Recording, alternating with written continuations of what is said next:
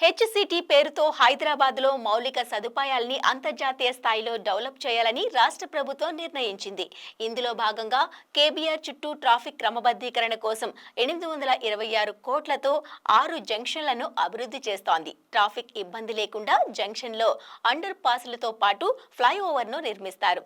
ఇందుకు సంబంధించిన రోడ్ మ్యాప్ను సైతం ప్రకటించింది తెలంగాణ ప్రభుత్వం. దీంతో ఈ ప్రాంతం రూపురేఖలు మారిపోయే అవకాశం ఉంది. వివిధ ప్రాంతాల నుంచి మాదాపూర్, హైటెక్ సిటీ, గచ్చిబౌలి, కొండాపూర్ వెళ్లే వారికి ట్రాఫిక్ సమస్య లేకుండా సిగ్నల్ రహితంగా వెళ్లొచ్చు. 2 దశల్లో ఈ పనుల్ని చేపట్టాలని ప్రభుత్వం నిర్ణయించినట్టు సమాచారం. అండర్ పాస్ లో వర్షపు నీరు లేకుండా నిర్మాణ డిజైన్లు ఉండేలా ప్లాన్ చేశారు. మొత్తానికి సిగ్నల్ రహిత రవాణా సౌకర్యాన్ని ఏర్పాటు చేయడం స్వాగతించాల్సిన విషయం. కేబీఆర్ పార్క్ చుట్టూ ఎలా డెవలప్ చేస్తారో ప్రభుత్వం విడుదల చేసిన ప్రెజెంటేషన్ ఓసారి చూసేద్దామా?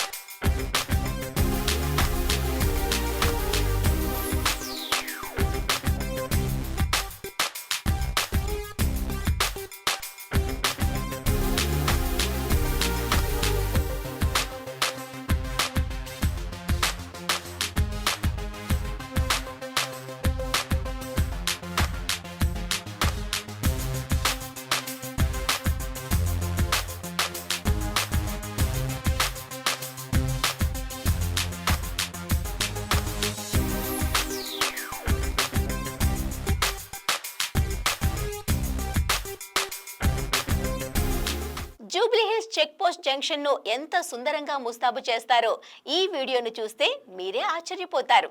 ప్రభుత్వం ప్రతిపాదించిన ప్రణాళిక వాస్తవ రూపం దాల్చితే హైదరాబాద్ నెక్స్ట్ లెవెల్ కు చేరుతుందనే విషయంలో ఎలాంటి సందేహము లేదు.